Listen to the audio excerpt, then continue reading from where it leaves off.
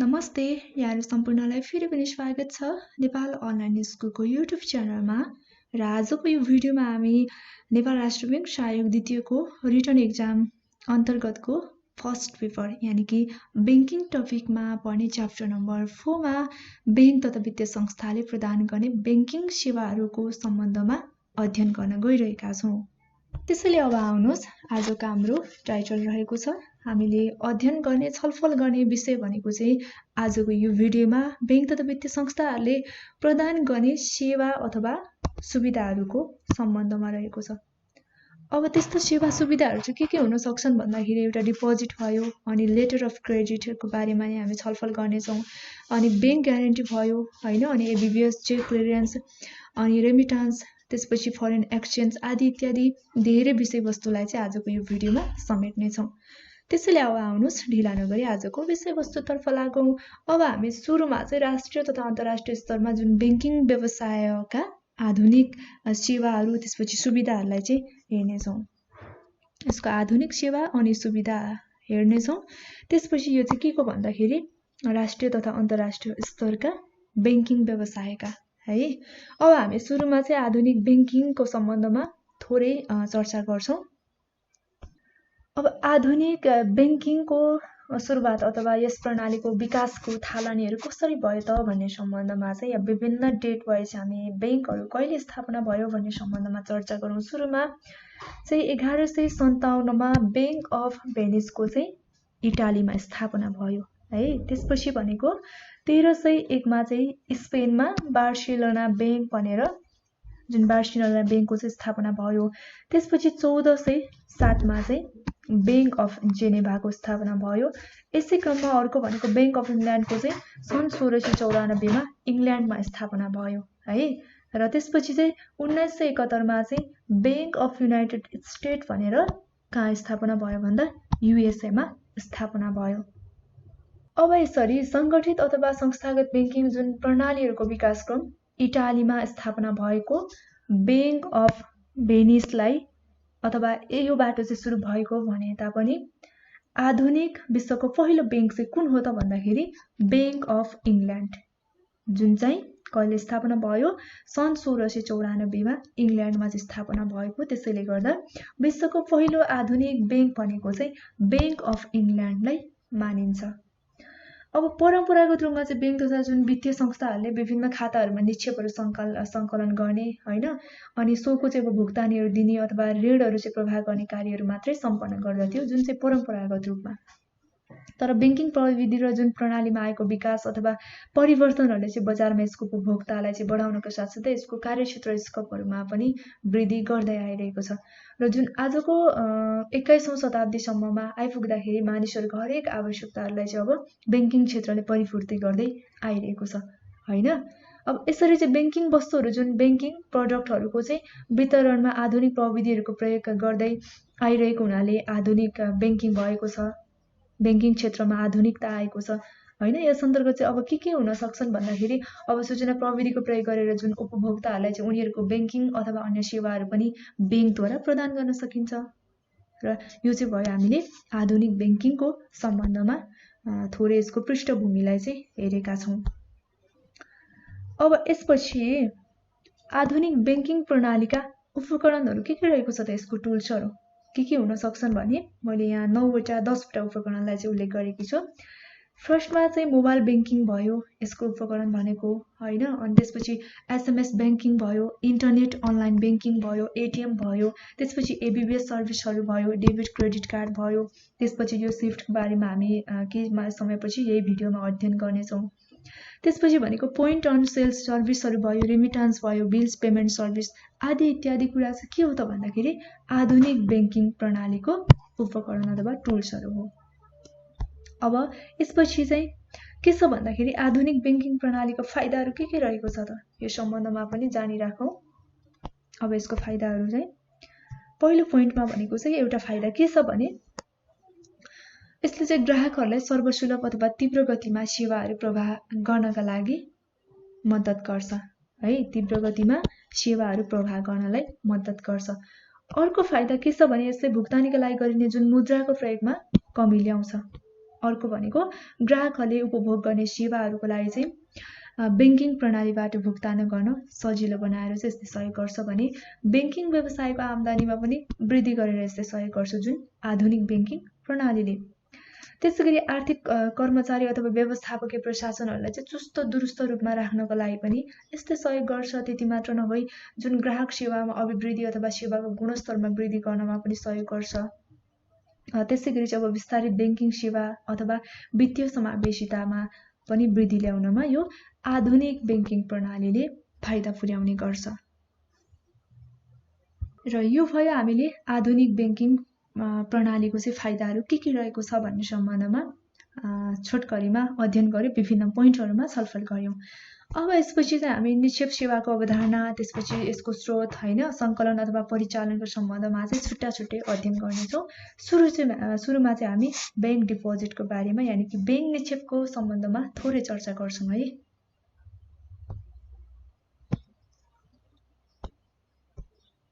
पहिलो भनेको चाहिँ यो निक्षेप सेवाको अवधारणा, त्यसपछि संकलन हेर्छौं, त्यसपछि परिचालनलाई पनि हामी हेर्नेछौं र अब सुरुमा चाहिँ हामी बैंक डिपोजिट यानि कि बैंक निक्षेप भनेको त के हो भन्ने सम्बन्धमा थोरै बुझौं।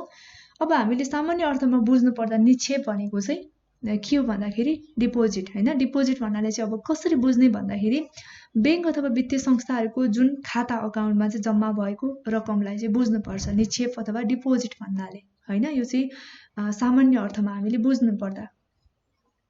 अब यसलाई अलिकति अर्को शब्दमा हामीले बुझ्नु पर्दा कसरी पनि बुझ्छौं अथवा के हो त डिपोजिट भनेको भन्ने सम्बन्धमा चाहिँ बैंक अथवा वित्तीय संस्थाले चाहिँ वित्तीय उपकरणहरू जुन फाइनान्शियल इन्स्ट्रुमेन्ट्सहरूको चाहिँ प्रयोग गरेर संकलन गरेको अमाउन्ट हुन्छ नि, त्यो अमाउन्ट चाहिँ निक्षेप अथवा डिपोजिट हो है।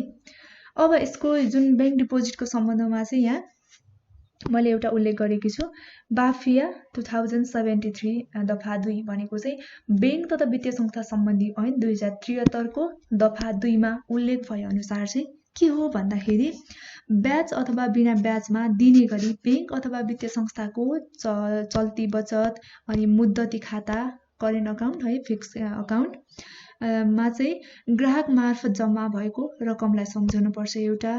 अर्को भनेको चाहिँ सो शब्दले राष्ट्र बैंकले समय समयमा निर्धारण गरे बमोजिमको बैंक तथा वित्तीय संस्थाहरूले चाहिँ अब विभिन्न बैंकिङ अथवा वित्तीय उपकरणहरूको माध्यमबाट स्वीकार गरेको रकम समेतलाई चाहिँ बुझ्नुपर्छ हामीले डिपोजिट भन्नाले है। अब यो डिपोजिटको सम्बन्धमा भयो। अब चाहिँ हामी के हेर्छौं भन्दाखेरि बैंक निक्षेप अथवा खाताका प्रकारहरू हेर्छौं। डिपोजिट, त्यसपछि बैंक अकाउन्टहरू के रहेको छ भन्ने सम्बन्धमा यहाँ विभिन्न अकाउन्टको बारेमा चाहिँ हामी छोटो मिठोमा छलफल गर्नेछौं। पहिलो भनेको चाहिँ हाम्रो बचत निक्षेप अथवा खाता भनेको चाहिँ सेभिङ डिपोजिट एन्ड अकाउन्ट छ। अब यो चाहिँ कस्तो प्रकारको खाता हो भन्ने सम्बन्धमा यहाँ हेरिहालौं यसलाई। अब यो चाहिँ एउटा स्थायी आय स्रोत भएका जनसमुदायहरूलाई चाहिँ आफ्नो आम्दानीको केही हिस्सा भविष्यको लागि पनि बचत गराउने उद्देश्यले चाहिँ संकलन गरेको खातालाई चाहिँ के भनिन्छ त बचत खाता अथवा सेभिङ अकाउन्ट भनिन्छ है। यो चाहिँ अब स्थायी आय स्रोत भएको जनसमुदायहरूलाई चाहिँ के गरिन्छ त आफ्नो इन्कमको चाहिँ केही अंश अथवा भागहरू चाहिँ भविष्यको लागि सेभिङ गराउने उद्देश्यले सञ्चालन गरेको खाता हो। र यस्तो खातामा चाहिँ अब संकलन भएको रकमलाई चाहिँ के भनिन्छ भन्दाखेरि सेभिङ डिपोजिट भनिन्छ। अब सेभिङ अकाउन्टमा कलेक्ट भएको अमाउन्टलाई चाहिँ सेभिङ डिपोजिट भनिन्छ। अब यो निक्षेप खाता चाहिँ खास गरी सरकारी, त्यसपछि गैर सरकारी अथवा अन्य कुनै पनि पेशागत विशिष्टीकरणमा चाहिँ लागेका व्यक्तिहरूले आफ्नै आयबाट बचत गर्नका लागि चाहिँ यो खाता अथवा निक्षेपको चाहिँ प्रयोग गर्ने गर्छ है, यो बचत अथवा निक्षेप खाताको। अब यसमा चाहिँ बैंक तथा वित्तीय संस्था सम्बन्धी 2073 अनुसार चाहिँ के सम्झनु पर्छ भन्दा बचत खाता भन्नाले भनेको यानि कि सेभिङ अकाउन्ट भन्नाले चाहिँ जुन ग्राहकहरूले बैंक अथवा वित्तीय संस्थाहरूमा बचतको निमित्त राखेको रकमको हर हिसाब लेखिएको खातालाई चाहिँ सम्झाउनु पर्छ है। यो भयो पहिलो नम्बरको बचत निक्षेप अथवा खाता सेभिङ डिपोजिट एन्ड अकाउन्टको सम्बन्धमा। अब अर्को दोस्रो नम्बरमा के छ भने चल्ती खाता अथवा निक्षेप छ, करेन्ट अकाउन्ट एन्ड डिपोजिट यो भनेको चाहिँ के हो भन्ने सम्बन्धमा पनि हेरिहालौँ। अब कुनै खातामा चाहेको बखतमा चाहे जति है रकमहरू राख्न, डिपोजिट गर्न, त्यसपछि झिक्न भनेको चाहिँ विथड्र गर्न पनि सकिन्छ यदि भने त्यस्तो प्रकारको खातालाई चाहिँ के भनिन्छ? करेन्ट अकाउन्ट भनिन्छ। यो चाहिँ कुनै पनि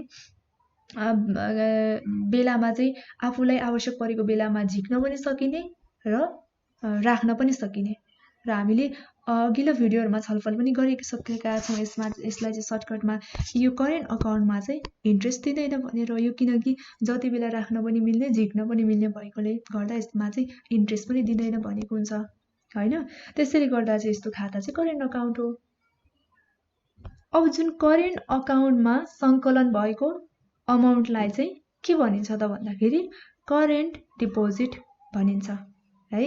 अब बैंक तथा वित्तीय संस्था सम्बन्धी ऐन 2073 अनुसार चाहिँ जुन चल्ती खाता भन्नाले कसरी बुझ्नुपर्छ भन्दा ग्राहकले चाहेको बखतमा जहिले पनि झिक्न पाउने गरी बैंक अथवा वित्तीय संस्थामा चाहिँ राखिएको जुन रकमको हर हिसाब लेखिएको खातालाई चाहिँ सम्झनु पर्छ यो करेन्ट अकाउन्ट भन्नाले। अब अर्को हेरौँ मुद्दती खाता अथवा निक्षेप, फिक्स अकाउन्ट एन्ड डिपोजिट छ। अब यो चाहिँ कस्तो प्रकारको भन्दा कुनै पनि निश्चित समयको लागि चाहिँ निश्चित रकमहरू जम्मा गर्ने गरी खोलिएको खातालाई चाहिँ मुद्दती खाता अथवा फिक्स अकाउन्ट भनिन्छ। अब यसरी फिक्स अकाउन्टमा सङ्कलन गरिएको रकमलाई चाहिँ के भनिन्छ? फिक्स डिपोजिट भनिन्छ है। अब योमा चाहिँ खातामा यो फिक्स अकाउन्टमा चाहिँ डिपोजिट गरे बापत अथवा अमाउन्टहरू राखे बापत चाहिँ निक्षेपकर्ताले जुन मुद्दती रसिदहरू दिइने हुनाले यसलाई चाहिँ अर्को के पनि भनिन्छ त भन्दाखेरि बचत प्रमाणपत्र यानि कि सर्टिफिकेट अफ डिपोजिट पनि भनिन्छ यो मुद्दती खाता फिक्स अकाउन्टलाई। अब यसमा चाहिँ बैंक तथा वित्तीय संस्था सम्बन्धी 2073 अनुसार चाहिँ हामीले फिक्स अकाउन्ट अथवा फिक्स डिपोजिट भन्नाले चाहिँ कसरी सम्झिने त कसरी बुझ्नुपर्छ भन्ने सम्बन्धमा चाहिँ जुन ग्राहकहरूले बैंक वा वित्तीय संस्थामा है निश्चित अवधिका लागि एउटा निश्चित पिरियडको लागि हैन, अब 1 वर्ष हुन्छ 2 वर्ष हुन्छ त्योभन्दा माथि जति पनि हुन सक्छ, त्यो चाहिँ स्किम अनुसार हुन्छ कुनै पनि बैंक तथा वित्तीय संस्थाको हैन। अब निश्चित अवधिसम्म चाहिँ सामान्यतया निक्षेपहरू जुन डिपोजिट अमाउन्टहरू झिक्न विथड्र गर्न नपाउने गरी जम्मा गरी राखेको जुन रकमको हर हिसाब लेखेको एउटा आवधिक खातालाई चाहिँ हामीले फिक्स डिपोजिट भनेर अथवा मुद्दती खाता भनेर चाहिँ सम्झनु पर्छ। अब यो मुद्दती खाताको चाहिँ विशेषता चाहिँ के हुन्छ भन्दाखेरि यो खातामा चाहिँ एक पटक राखिसकेपछि के गर्नुपर्छ भन्दाखेरि पटक पटक रकमहरू चलाउन पाइँदैन, यो एकैचोटि राख्नुपर्छ है। र तोकिएको समयभन्दा पहिले पनि जुन अमाउन्टहरू विथड्र गर्न पाइँदैन। यदि सपोज 1 इयरको लागि राख्नु भएको छ भने, यदि राखिएको छ भने 1 इयर नपुगिकन म्याच्युरिटी नभइकन चाहिँ त्यो अमाउन्ट हामीले विथड्र गर्न पाउँदैनौँ है। र अब यो खातामा चाहिँ कस्तो हुन्छ भने बैंकहरू अथवा वित्तीय संस्थाहरूले चाहिँ वार्षिक ब्याज दिएको हुन्छ हैन, त्यसपछि मन्थली पनि हुन्छ, क्वार्टरली पनि हुन्छ, त्यसपछि अर्धवार्षिक भनेको चाहिँ अब 6 महिनामा दिने पनि हुन्छ, जुन चाहिँ पूर्व निर्धारित ब्याज दरमा चाहिँ उपलब्ध गराउँछ। यो चाहिँ कति कति महिनामा इन्ट्रेस्टहरू दिने भनेर अलरेडी स्किममा नै तयार भएको हुन्छ है। यो पनि एउटा यो मुद्दती खाता अथवा फिक्स अकाउन्टको चाहिँ विशेषता हो। अनि खाता अथवा निक्षेपहरू यो मुद्दती खाताको है विशेष गरेर चाहिँ के हुन्छ, वृद्ध अथवा सेवानिवृत्त व्यक्तिहरूको लागि चाहिँ बढी उपयोगी हुन्छ यो चाहिँ। र यस्तो निक्षेपहरू राख्ने व्यक्तिले चाहिँ सो निक्षेपबाट आर्जित रकमले आफ्नो दैनिकी खर्चहरू चाहिँ सञ्चालन गर्ने गर्छ। जुन 1 इयरको लागि चाहिँ 10 लाख राखेको छ भने त्यो 10 लाखबाट आउने ब्याजहरूले चाहिँ आफ्नो खर्चहरू दैनिकीहरू चाहिँ सञ्चालन गरिरहेको हुन्छ है। यो चाहिँ फिक्स अकाउन्टको फिचर्स भयो। अब यसपछि हामीले यो तीनवटा अकाउन्टहरू त अघिल्लो भिडियोमा पनि छलफल गरिसकेका थियौँ। अब अर्को भनेको चाहिँ के छ, कल खाता अथवा निक्षेप, जुन चाहिँ यो चाहिँ अलि नयाँ हुन सक्छ, योमा चाहिँ हामीले छलफल गरेका छैनौँ है। कल अकाउन्ट एन्ड डिपोजिट भनेको चाहिँ के हो त, कस्तो प्रकारको भन्दा बैंक अथवा वित्तीय संस्थाले यदि ग्राहकहरूको माग तथा आवश्यकतालाई ध्यानमा राखेर चल्तीकै जुन करेन्ट अकाउन्टकै सुविधाहरू उपलब्ध गराएर चाहिँ सामान्य एकदमै न्यून ब्याज समेत दिने गरी चाहिँ खोलिएको खातालाई चाहिँ कल अकाउन्ट भनिन्छ। अब यसमा चाहिँ सङ्कलन गरिएको जुन रकमहरूलाई चाहिँ कल डिपोजिट भनिन्छ है। अब यसको चाहिँ विशेषताहरू के हुन्छ भन्दाखेरि यस्तो प्रकारको खाताको चाहिँ मुख्य अभिप्राय भनेकै जुन ग्राहकहरूलाई चाहिँ आफ्नो ब्याङ्कतर्फ चाहिँ बढीभन्दा बढी आकर्षित गर्नु हो होइन। जुन चाहिँ ग्राहकहरूको माग बमोजिम अथवा आवश्यकताहरूलाई ध्यानमा राखेर जुन चल्तीकै सुविधाहरू दिएर चाहिँ यसमा चाहिँ के एकदमै सामान्य रूपमा ब्याजहरू पनि दिएर चाहिँ खाता खोलिएको हुन्छ नि त। त्यही भएर यसले चाहिँ ग्राहकहरूलाई बढीभन्दा बढी चाहिँ आफ्नो ब्याङ्कतिर अथवा आफ्नो संस्थातिर चाहिँ आकर्षित गर्नु चाहिँ यसको मुख्य विशेषता हो। अर्को भनेको चाहिँ विकास, यसको विकास मुख्यतया चाहिँ बचत खाता खोल्ने अनि नमिल्ने व्यावसायिक संस्थाहरूको लागि चाहिँ भएको हुन्छ। यदि सेभिङ अकाउन्टहरू खोल्नै नमिल्ने संस्थाहरूको लागि चाहिँ यो अकाउन्ट चाहिँ एकदमै उपयुक्त हुन्छ। अनि यसले चाहिँ अब खाता बढाउन अथवा तुलनात्मक रूपमा चाहिँ लागतहरूलाई केही मात्रामा भए पनि कमी गर्न चाहिँ मद्दत गर्छ र हाल आएर चाहिँ यो प्रयोग अथवा माग दिन प्रतिवेदन बढ्दैछ है। यसको चाहिँ माग पनि बढिरहेको छ दिन प्रतिदिन रूपमा यो कल अकाउन्टको। अब यो त भयो कल अकाउन्टको बारेमा जानकारी। अब यसपछि चाहिँ हामी निक्षेप सङ्कलन यानि कि डिपोजिट कलेक्सनको बारेमा हेर्नेछौँ। अब मुख्यतया चाहिँ ब्याङ्कहरूले निक्षेपकर्ताको निक्षेप सङ्कलन गर्नका लागि चाहिँ विभिन्न खाताहरूको प्रयोग गर्ने गर्दछ। ती खाताहरू चाहिँ के हुन सक्छन् भन्दा एउटा चल्ती अकाउन्ट, करेन्ट अकाउन्ट भयो होइन। अर्को भनेको चाहिँ बचत खाता, सेभिङ अकाउन्ट, मुद्दती खाता भनेको चाहिँ फिक्स अकाउन्ट। यी खाताहरूको चाहिँ प्रयोग गर्ने गर्छ। र अब ब्याङ्कले ग्राहकहरूलाई दिने सेवा जस्तो सुकै भए पनि ब्याङ्क चाहिँ नितान्त के हो भन्दाखेरि एउटा वित्तीय संस्था हो, फाइनेन्सियल इन्स्टिट्युसन हो। र ब्याङ्कका लागि चाहिँ निक्षेपदाता र जुन निक्षेप क्रेता दुवै नै के हो त भन्दाखेरि ग्राहक हो होइन। अनि त्यसपछि अब आफ्ना जुन ग्राहकहरूको आवश्यकता अनुसार चाहिँ वित्तीय प्रबन्ध मिलाइदिने होइन। त्यसपछि व्यापारिक साखहरू सृजना गर्ने अथवा मुद्राको चाहिँ पूर्ति गर्ने अनि धनहरूको सुरक्षा गर्ने अल्पकालीन अथवा दीर्घकालीन रूपमा चाहिँ जुन वित्तीय सेवा सुविधाहरू चाहिँ ब्याङ्कले प्रदान गर्ने गर्दछन्। जुन चाहिँ अब यो विभिन्न खाताहरूमा सङ्कलन गरिएको निक्षेपको आधारमा ग्राहकहरूलाई पनि त्यही अनुसार चाहिँ विभिन्न सेवा सुविधाहरू चाहिँ उपलब्ध गराइरहेको हुन्छ। अब यसपछि हामी निक्षेप सङ्कलनमा प्रभाव पार्ने तत्त्वहरूको बारेमा हेर्छौँ। अब कुन कुराहरूले चाहिँ निक्षेप सङ्कलनमा चाहिँ यानि कि डिपोजिट कलेक्सनमा चाहिँ प्रभाव पार्दछ त, त्यस्तो इलिमेन्ट्सहरू के रहेको छ भन्ने सम्बन्धमा यहाँ हेरौँ थोरै।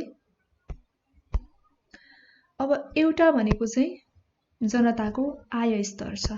जनताको आय स्तरले चाहिँ अब डिपोजिट कलेक्सनमा कसरी प्रभाव पार्छ त भन्दाखेरि अब जनताको जुन डिपोजिट गर्ने व्यक्तिको ग्राहकको चाहिँ आय स्तर इन्कम कति छ त। इन्कम बढी छ उसले बढी नै डिपोजिट गर्छ, यदि इन्कम कम छ भने उसले कम नै डिपोजिट गर्छ। त्यसले गर्दा यो जनताको आय स्तरले पनि निक्षेप सङ्कलनमा चाहिँ प्रभाव पार्ने काम गर्छ है।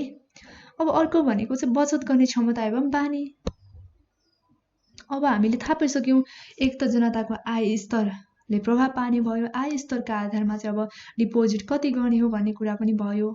अब यदि आय स्तर पनि राम्रै छ होइन तर बचत गर्ने बानी छ कि छैन त, इन्कम त बढी नै भइरहेको छ तर सेभिङ चाहिँ गर्छ कि गर्दैन त, उसको इन्कमको कति प्रतिशत अथवा कति हिस्सा चाहिँ सेभिङ गर्छ भन्ने कुरा पनि यहाँ चाहिँ जुन बचत गर्ने क्षमता एवं बानीले पनि के गर्छ निक्षेप सङ्कलनमा चाहिँ प्रभाव पार्ने काम गर्छ। यदि बानी नै छैन भने त उसले डिपोजिट गर्ने नै भएन होइन। त्यसैले गर्दा यसले पनि डिपोजिट कलेक्सनमा चाहिँ प्रभाव पार्ने काम गर्छ। अब अर्को भनेको चाहिँ के छ भन्दाखेरि गुडविल, यो ब्याङ्कको ख्याति अथवा ब्याङ्क अथवा वित्तीय संस्था जुन ग्राहकले डिपोजिट गर्ने कारोबार गर्ने ब्याङ्क हुनसक्छ, वित्तीय संस्थाहरू हुनसक्छ, त्यो ब्याङ्क अथवा वित्तीय संस्थाको गुडविल कस्तो छ त, यसको ख्याति के छ त होइन, यसको इमेज के छ। अब यदि संस्था राम्रो छ, उसको कारोबार सेवा सुविधाहरू एकदमै इफेक्टिभ छ भने त अवश्य जसले पनि खाता खोल्ने भयो, आफ्नो ट्रान्जेक्सनहरू बढाउने भयो। तर यदि त्यसको अपोजिट ब्याङ्कको ख्यातिमा यदि कुनै दाग लागेको छ, नराम्रो गतिविधिहरू नराम्रो समाचारहरू यदि ग्राहकले सुनेको छ भने चाहिँ त्यसमा के हुन्छ, ग्राहकहरू एक्टिभ हुँदैनन्, आफ्नो ट्रान्जेक्सनहरू गर्न चाहँदैनन्। त्यसैले यो ब्याङ्कको ख्यातिले पनि के गर्छ निक्षेप सङ्कलनमा चाहिँ ठुलो प्रभाव पार्ने काम गर्छ। अब अर्को भनेको चाहिँ निक्षेपमा प्रदान गरिने ब्याज दरले ब्याजले पनि यो डिपोजिट कलेक्सनमा चाहिँ प्रभाव पार्ने काम गर्छ। कसरी भन्दाखेरि अब जुन डिपोजिटमा बैंक अथवा वित्तीय संस्थाहरूले कति इन्ट्रेस्ट दिन्छ त भन्ने सम्बन्धमा है, त्यो इन्ट्रेस्ट कति दिने, कति पर्सेन्टको हो त। अब के हुन्छ भने म्याक्सिमम ग्राहकहरूको यो सर्वसाधारणको सोच अथवा उनीहरूले चाहिँ कस्तो खालको संस्थाहरूमा चाहिँ धेरै ट्रान्जेक्सनहरू गर्न चाहन्छ भन्दाखेरि जुन डिपोजिट गर्दा अथवा जुन ठाउँमा चाहिँ आफूले गरेको निक्षेपमा डिपोजिटमा चाहिँ बढी ब्याज दिन्छ त्यही संस्था अथवा वित्तीय क्षेत्रमा चाहिँ कारोबार गर्न चाहन्छ। त्यसैले गर्दा अब निक्षेपमा प्रदान गरिने ब्याजको स्तर कस्तो छ त, बढी छ कि थोरै छ। बढी हुनेमा सबैले कारोबार गर्ने भयो, सबैले डिपोजिट गर्ने भयो। यदि कम छ भने त्यहाँ त्यही अनुसारको कारोबारहरू अथवा डिपोजिटहरू हुने भएकोले गर्दा पनि यो निक्षेपमा प्रदान गरिने जुन इन्ट्रेस्टले पनि के गर्छ, डिपोजिट कलेक्सनमा चाहिँ प्रभाव पार्ने काम गर्छ। अब अर्को भनेको चाहिँ वाणिज्य नीति नियम र पारदर्शिता छ कि छैन त। अब जुन वाणिज्य को चाहिँ नीति नियमहरू हुन्छ नेपाल राष्ट्र ब्याङ्कले तोकिदिएको होइन, अनि त्यसपछि भनेको अब भएको कारोबारहरूमा ट्रान्जेक्सनहरूमा चाहिँ चुस्त दुरुस्त रूपमा पारदर्शिता छ कि छैन त, यो कुरामा पनि भर पर्छ है। त्यसैले गर्दा यो वाणिज्य नीति नियम पारदर्शितालाई कतिको प्रभावकारी रूपले कार्यान्वयन गरेको छ भन्ने कुरामा पनि भर पर्ने भएकोले गर्दा यसले पनि डिपोजिट कलेक्सनमा चाहिँ प्रभाव पार्ने काम गर्छ। अब अर्को भनेको चाहिँ रोजगारीको अवसरहरू को जुन कुराहरूले पनि डिपोजिट कलेक्सनमा चाहिँ प्रभाव पार्ने काम गर्छ। हामीले यहाँ 5-6वटा तत्त्वहरूलाई चाहिँ हेरिसकेका छौँ। मुख्यतः यिनै कुराहरूले चाहिँ डिपोजिट कलेक्सनमा प्रभाव पार्ने काम गर्छ। अब यसपछि हामी निक्षेप परिचालन यानि कि डिपोजिट मोबिलाइजेसनको बारेमा अध्ययन गरौँ। अब यो डिपोजिट मोबिलाइजेसन भनेको चाहिँ के हो त, अथवा निक्षेप परिचालन भनेको चाहिँ के हो भन्ने सम्बन्धमा अब निक्षेपलाई भनेको चाहिँ जुन कर्जामा रूपान्तरण गर्नु चाहिँ निक्षेपको परिचालन हो होइन। र हामीले अर्को शब्दमा कसरी पनि बुझ्न सक्छ भन्दाखेरि मैले यहाँ लेखेकी छु, बैंक तथा वित्तीय संस्थाहरूले विभिन्न खाताहरू मार्फत है, हामीले खाताहरूको बारेमा अगाडि अध्ययन गरिसकेका छौँ। ती विभिन्न खाताहरू मार्फत चाहिँ सङ्कलन गरेको जुन कलेक्सन गरेको अमाउन्टहरूलाई अर्थतन्त्रका विभिन्न क्षेत्रहरूमा, जस्तो कि अब व्यापार क्षेत्र भयो, उद्योग क्षेत्र भयो होइन, अनि सेवा क्षेत्र भयो, अनि व्यक्तिगत उपभोग आदिका विभिन्न क्षेत्रहरूमा जुन प्रवाह गर्नु चाहिँ के हो भन्दाखेरि निक्षेप परिचालन अथवा डिपोजिट मोबिलाइजेसन हो। यसलाई चाहिँ डिपोजिट मोबिलाइजेसन भनिन्छ होइन। बैंक तथा वित्तीय संस्थाहरूले जुन विभिन्न खाताहरू मार्फत सङ्कलन गरेको रकमलाई चाहिँ अर्थतन्त्रका विभिन्न क्षेत्रहरूमा यदि प्रभाव गर्दछ भने त्यो नै के हो त, डिपोजिट मोबिलाइजेसन हो। अब यो निक्षेपहरू हामीले जुन डिपोजिटहरू कलेक्सन गर्छौँ होइन, त्यो चाहिँ कलेक्सन गरेर मात्रै चाहिँ भएन, यसको चाहिँ के गर्नु पर्यो त, सही रूपमा मोबिलाइजेसन पनि हुनु पर्यो, त्यसको व्यवस्थापन पनि हुनु पर्यो। यदि हामीले सही रूपमा चाहिँ परिचालन अथवा व्यवस्थापनहरू गर्न सकेनौँ भने चाहिँ संस्था के हुन्छ, टाट पल्टिने सम्भावना पनि रहन्छ होइन। तसर्थ चाहिँ के गर्नुपर्छ, सही रूपमा चाहिँ डिपोजिटहरूको मोबिलाइजेसन गर्नुपर्छ। अब ब्याङ्कहरूले चाहिँ जुन सङ्कलन गरेको डिपोजिटहरूलाई विभिन्न सेक्टरहरूमा चाहिँ कर्जाको रूपमा प्रवाह गर्ने गर्छन्। अब नेपालको सन्दर्भमा चाहिँ जुन कमर्सियल ब्याङ्कहरूले विभिन्न क्षेत्रमा चाहिँ निक्षेपहरूको परिचालन भनेको चाहिँ डिपोजिटहरूको मोबिलाइजेसन गरेको हुन्छ। अब कृषि क्षेत्र, उत्पादन खाने क्षेत्रहरू भयो, अनि उपभोग्य कर्जा भयो, पर्यटन टुरिज्म सेक्टरतिर भयो होइन, यातायात उपकरण क्षेत्र, अनि सेवा आयोग, पूर्वाधार आदि, सञ्चार व्यापार वित्त बीमा क्षेत्र आदि धेरै क्षेत्रहरूमा चाहिँ मोबिलाइजेसन गर्न सक्छ। र अबको क्रममा हामी हेर्छौँ निक्षेपका महत्त्व र यसको प्रयोग के रहेको छ त है। हामी यहाँ 4वटा महत्त्व अथवा प्रयोगलाई चाहिँ हेर्नेछौँ। पहिलो नम्बरमा छ निक्षेपकर्ताको लागि फाइदा। निक्षेपकर्ताको लागि चाहिँ कसरी फाइदा हुन्छ त, एउटा भनेको चाहिँ नगद अथवा मुद्राको संरक्षण हुन्छ, सुरक्षण हुन्छ होइन। अनि अर्को भनेको चाहिँ अब सञ्चित धनहरूबाट अतिरिक्त आय पनि हुन्छ। हामीले जस्तो कि ब्याङ्कमा डिपोजिट गर्दाखेरि त्यस बापत के हुन्छ, इन्ट्रेस्ट पनि आइरहेको हुन्छ होइन। अनि अब हामीले चाहेको बेलामा चाहिँ सजिलै प्राप्त गर्न सकिने पनि हुन्छ। हामीले चेकबाट अथवा एटिएमबाट हामीलाई जुन बेला चाहिँ आवश्यक परेको हुन्छ त्यो अमाउन्टहरू चाहिँ हामीले एटिएमबाट त सहजै मात्रामा विथड्र गर्न सक्छौँ होइन। अनि चेकबाट पनि हामीलाई चाहिएको छ भने जति बेला पनि यदि हाम्रो अकाउन्टमा अमाउन्ट छ भने चाहिँ विथड्र हुन्छ है, यो पनि एउटा फाइदा भयो। अर्को चाहिँ के हुन्छ भन्दाखेरि चोरी डकैतीहरू, अब जस्तो कि आगलागी, प्रकृतिका जुन प्रकोपहरूबाट पनि सुरक्षित रहन सक्छ। यो चाहिँ निक्षेपकर्ताको लागि, जुन डिपोजिट गर्ने व्यक्तिको लागि चाहिँ फाइदा भयो है।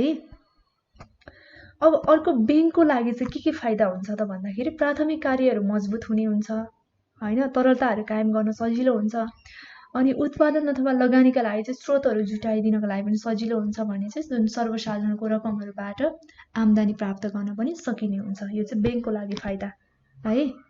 अब अर्को भनेको चाहिँ निक्षेपको महत्त्व र प्रयोगमा के छ भन्दाखेरि लगानीकर्ता अथवा ऋणीहरूको लागि चाहिँ फाइदा के रहेको छ त, यदि लगानी गर्ने अथवा ऋण लिने व्यक्तिहरूको लागि चाहिँ फाइदा के छ भन्दाखेरि अब वाणिज्य अथवा जुन उत्पादनमा आवश्यक पर्ने पुँजी लगानीकर्ताहरूलाई चाहिँ निक्षेपले सहज रूपमा प्रदान गर्न सघाउ चाहिँ पुर्याउँछ हैन। अनि यसबाट चाहिँ अब लगानीकर्ताको प्रतिफलहरू बढ्न गएर चाहिँ थप विकास अथवा विस्तार पनि हुन आउँछ। यो चाहिँ लगानीकर्ता र ऋणीको लागि फाइदा भयो। अर्को भनेको चाहिँ अर्थतन्त्रका लागि चाहिँ फाइदा के रहेको छ त, जुन अब ससाना रूपमा छरिएर रहेका जुन बचतहरू सङ्कलन गरेर चाहिँ ठुला कोषहरू बनाएर अर्थतन्त्रका जुन उत्पादनशील क्षेत्रहरूमा चाहिँ लगानी गरेर आर्थिक गतिविधिहरूलाई पनि बढाउन सकिन्छ हैन। त्यसका साथसाथै चाहिँ अब आयात प्रतिस्थापनहरू भएर चाहिँ निर्यात बढ्न जान्छ। यसबाट चाहिँ अब राष्ट्रिय अर्थतन्त्र पनि बलियो हुन्छ, सबल मजबुत हुन्छ, प्रभावशाली हुन्छ र विस्तारित भइकन चाहिँ जुन मुलुकको उन्नतिको दिशातर्फ चाहिँ अघि बढ्छ, मुलुकलाई आर्थिक रूपले समृद्ध बनाउन पनि मद्दत गर्छ है। यो चाहिँ निक्षेपको महत्त्व र प्रयोग भयो। अब यसपछि चाहिँ हामी कर्जा व्यवस्थापन लेन्डिङ म्यानेजमेन्टको बारेमा अध्ययन गर्नेछौँ। यो कर्जा व्यवस्थापन भनेको के हो भन्ने सम्बन्धमा हामी सुरुमा बुझ्छौँ। अब सुरुमा चाहिँ हामी कर्जा लगानी भनेको चाहिँ के हो त है। अब ब्याङ्कहरूले जुन सङ्कलन गरेको अथवा कलेक्सन गरेको डिपोजिटलाई चाहिँ आवश्यक पर्ने व्यक्ति अथवा संस्थाहरूलाई लगानी गर्छ। यो चाहिँ कर्जा लगानीको मुख्य आधारभूत कार्य हो है। र ब्याङ्कले आफ्नो निक्षेपको केही प्रतिशतहरू रकम चाहिँ आफूसँग तरलतामा राखेर अन्य रकमहरूलाई चाहिँ के गर्छ, विभिन्न क्षेत्रहरूमा लगानी गर्छ, लोनको रूपमा भयो अनि उत्पादनशील क्षेत्रहरूमा भयो हैन। यसरी चाहिँ लगानी गरिरहेको हुन्छ। अब व्यक्ति वा संस्थाहरूलाई चाहिँ आवश्यक पर्ने पुँजीहरू पहिचान गरेर निश्चित मापदण्डभित्र रहेर चाहिँ ब्याङ्कले कर्जा प्रवाह गर्ने गर्छ। अब यस सम्बन्धमा चाहिँ नेपाल राष्ट्र ब्याङ्क ऐन 2058 को दफा 2 अनुसार चाहिँ के हो त भन्ने सम्बन्धमा हेरौँ है। रकम लगानी गर्ने प्रत्यक्ष वा अप्रत्यक्ष डाइरेक्ट अथवा इन्डाइरेक्ट रूपमा प्रतिबद्धता र त्यसको बदलामा उक्त लगानी गरेको रकम असुली गर्ने अधिकारी तथा त्यस्ता कर्जाको ब्याज अथवा अन्य दस्तुरको चुक्ता कर्जा वा लगानीको धितोमा दिएको पुनर्कर्जाको पुनर्संरचना र नवीकरण कर्जा चुक्ताको जारी गरेको जमानी सम्झनुपर्छ र सो शब्दले चाहिँ कुनै पनि ऋण लोनहरू समेतलाई जनाउँदछ है कर्जा लगानी भन्नाले। अब कर्जा लगानी पछि चाहिँ हामी कर्जा वा ऋणका प्रकारहरू पढ्नेछौँ। यो कर्जा अथवा ऋणका प्रकारहरू के रहेको छ, टाइप्स अफ क्रेडिट रहेको छ। अब यसमा भनेको चाहिँ एउटा रियल एस्टेट लोन हुन्छ है। अब रियल इस्टेट लोन भनेको चाहिँ कस्तो प्रकारको भन्दाखेरि अब घर भयो, जग्गा आदि जस्ता जुन चाहिँ स्थिर सम्पत्तिहरू भनेको चाहिँ फिक्स एसेट्सहरू धितो राखेर यदि ऋणहरू प्रवाह गर्दछ भने त्यसलाई चाहिँ रियल इस्टेट लोन भनिन्छ है। अब त्यसै गरी अर्को भनेको चाहिँ 2 नम्बरमा के छ, एग्रिकल्चर लोन छ। अब कृषकहरूलाई जुन बालीहरू लगाउनका लागि, कृषि कार्यहरू सम्पन्न गर्नका लागि अनि पशुपालनहरू चाहिँ खरिद गर्नका लागि हैन, यस्तो विभिन्न जुन कृषि क्षेत्रसँग सम्बन्धित कार्य गर्नका लागि चाहिँ प्रदान गरिने, यदि कृषि क्षेत्रमा प्रदान गरिने लोन चाहिँ के हो त, एग्रिकल्चर लोन हो। अब 3 नम्बरमा भनेको चाहिँ कमर्सियल लोन रहेको छ अथवा कमर्सियल अफ इन्डस्ट्रियल लोन रहेको छ। अब यो चाहिँ भनेको मुख्य गरी व्यापार अथवा वाणिज्य क्षेत्रमा चाहिँ प्रवाह हुने ऋण रहेको छ है। अब अर्को भनेको चाहिँ फाइनेन्शियल इन्स्टिट्युसन लोन रहेको छ। अब यो चाहिँ जुन अन्य ब्याङ्क अथवा वित्तीय संस्थाहरूलाई चाहिँ प्रवाह गर्ने ऋण रहेको छ है। अर्को भनेको चाहिँ इन्डिभिजुअल लोन भनेको चाहिँ व्यक्तिगत रूपमा यदि ऋणहरू प्रवाह गर्दछ, जस्तो कि अब घर, गाडी अथवा वस्तुहरू किन्नका लागि, व्यक्तिगत आवश्यकताहरू पूरा गर्नका लागि व्यक्तिगत रूपमा प्रवाह गर्ने लोनलाई चाहिँ इन्डिभिजुअल अथवा व्यक्तिगत लोन भनेर ऋण भनेर चाहिँ भनिन्छ है।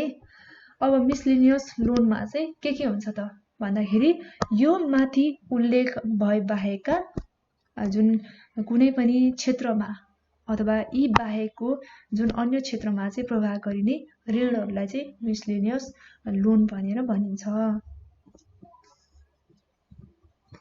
अब भनेको चाहिँ हामी अर्को के हेर्छौँ, हामीले सुरुमा भनेको चाहिँ कर्जा लगानीको बारेमा हेरेका छौँ। अनि कर्जा लगानीपछि चाहिँ अब हामी जुन कर्जा लगानी गर्दा बैंक अथवा वित्तीय संस्थाहरूले दुई प्रकारमा चाहिँ कर्जाहरू लगानी गर्छ, यसलाई हामी हेर्छौँ। भनेको चाहिँ यो चाहिँ फन्डेड लोन र नन फन्डेड लोन रहेको छ है, जुन चाहिँ कर्जा लगानी अन्तर्गतको। र अर्को खमा चाहिँ हामी सुरक्षणमा कर्जालाई पनि बुझ्नेछौँ। अब यो कर्जा लगानीको भित्र पर्ने अथवा कर्जा लगानी अन्तर्गतको फन्डेड लोन भनेको चाहिँ कस्तो प्रकारको लोन हो त है, जुन चाहिँ अब फन्डेड कर्जामा चाहिँ बैंक अथवा वित्तीय संस्थाहरूबाट चाहिँ जुन कर्जाको रूपमा रकमहरू बाहिर जान्छ र फन्डेड कर्जाहरू पनि आवधिक अथवा रिभल्भिङ गरेर चाहिँ दुई प्रकारमा हुन्छन् है। र आवधिक कर्जाको हकमा चाहिँ अब नियमित रूपमा किस्ताहरू तिर्नुपर्छ र निश्चित समय पश्चात चाहिँ यो कर्जा चुक्ता हुन्छ भने रिभल्भिङ कर्जा चाहिँ कस्तो हुन्छ भने छोटो समयको लागि हुन्छ। यसमा चाहिँ अब नियमित रूपमा कर्जाहरू झिक्न र राख्न सकिने सुविधाहरू रहेको हुन्छ र जुन व्यवसायहरूले प्रयोग गर्ने यस्तो कर्जाहरू चाहिँ नियमित रूपमा नवीकरण गरेर सुविधाहरूलाई चाहिँ थप गर्न सकिन्छ है। जस्तो कि अब ओभरड्राफ्ट कर्जा भयो, हाइपोथिकेसन कर्जा भयो, यो फन्डेड लोन अन्तर्गतको चाहिँ, अनि निर्यात कर्जा भयो, आयात कर्जा भयो, धितो कर्जा, सुन चाँदी कर्जा आदि चाहिँ फन्डेड लोनको उदाहरणहरू रहेको छ।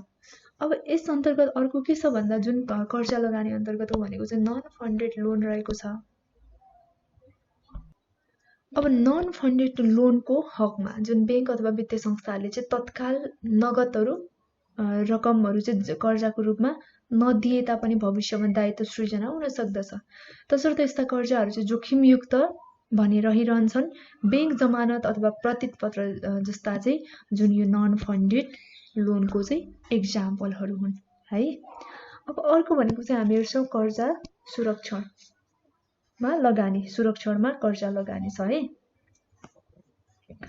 अब यो चाहिँ कस्तो प्रकारको भन्दाखेरि जुन बैंक अथवा वित्तीय संस्थाहरूले चाहिँ आफ्नो निक्षेपहरू सङ्कलनको मुख्य लगानी चाहिँ कर्जा लगानीमा गरे तापनि केही अंशहरू चाहिँ अन्य सङ्घ संस्थाहरूको धितोपत्र अथवा सरकारी सुरक्षणमा समेत लगानी गरेका हुन्छन् होइन। अब सरकारी सुरक्षणमा गरेको जुन लगानीलाई चाहिँ वैधानिकता तरलता अनुपातसँग चाहिँ गणना गर्ने उद्देश्यले समेत प्रयोग गर्न मिल्ने अथवा नगद आवश्यक परेको समयमा चाहिँ तुरुन्त डिस्काउन्ट गर्न मिल्ने भएकोले बैंक तथा वित्तीय संस्थाहरूले चाहिँ यसमा चाहिँ लगानी गरेको हुन्छ। र बैंक तथा वित्तीय संस्थाहरूले चाहिँ अब विवेकपूर्ण लगानी गरी सुरक्षणमा गरेको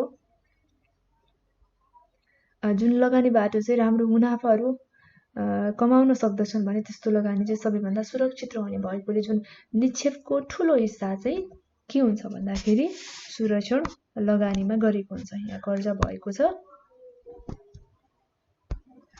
यो चाहिँ सुरक्षण लगानी है। र यो सुरक्षण लगानीको बारेमा पनि हामीले चर्चा गरिसकेका छौँ। अब अर्को टाइटल रहेको छ प्रतिपत्र लेटर अफ क्रेडिटको बारेमा हामी छलफल गर्नेछौँ अबको क्रममा। अब यो प्रतिपत्र अथवा लेटर अफ क्रेडिटको चाहिँ जुन मानव सभ्यताको विकास सँगसँगै व्यापार व्यवसायहरूको विस्तार हुँदै गयो अनि अन्तर्राष्ट्रिय रूपमा यसले रूप पनि लिँदै गयो होइन। अनि दुई देशमा रहेका जुन व्यापारीहरू बीचमा चाहिँ व्यापारिक सम्बन्धहरू स्थापना हुँदाखेरि उठ्न सक्ने जुन उत्पन्न हुन सक्ने सृजना हुन सक्ने विवाद समाधान गर्नका लागि चाहिँ प्रतिपत्रको विकास भएको पाइन्छ। अब प्रतिपत्र भनेको चाहिँ कसरी बुझ्ने अथवा के हो त भन्ने सम्बन्धमा चाहिँ जुन ग्राहकको अनुरोधमा एक बैंकले अर्को बैंकको नाममा कुनै व्यक्तिको यति रुपैयाँले तोकेको शर्तमा तोकेको व्यक्तिलाई चाहिँ भुक्तानी दिनु भनेर लेखेको एउटा पत्रलाई नै के भनिन्छ? प्रतिपत्र अथवा लेटर अफ क्रेडिट भनिन्छ।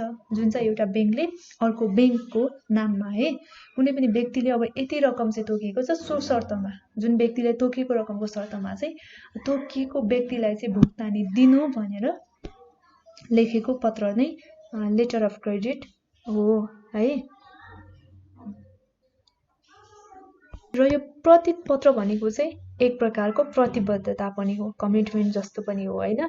यसमा चाहिँ अब के हुन्छ यस्तो प्रतिबद्धतामा भन्दाखेरि एउटा बैंकले आफ्नो ग्राहकको अनुरोधमा चाहिँ अर्को बैंकका ग्राहकहरूलाई चाहिँ उसको बैंक मार्फत गरिएको हुन्छ है। यसमा चाहिँ तोकिएको शर्तहरू पूरा भएका छन् भने कुनै तेस्रो पक्षलाई तोकिएका कागजातहरूका रूपमा अनुरोधमा चाहिँ भुक्तानी दिने ग्यारेन्टी गरिएको हुन्छ। अब जुन प्रतिपत्रको आवश्यकता चाहिँ के हुन्छ भन्दाखेरि प्रतिपत्रले चाहिँ जुन आयात र निर्यातकर्ता दुवैलाई चाहिँ सुरक्षा प्रदान गर्छ। त्यसका साथसाथै आयातकर्ताले चाहिँ गुणस्तर र परिमाणको सुनिश्चितता खोजेको हुन्छ भने निर्यातकर्ताले चाहिँ समयमा भुक्तानीहरू पाउने सुनिश्चितता पनि चाहेको हुन्छ।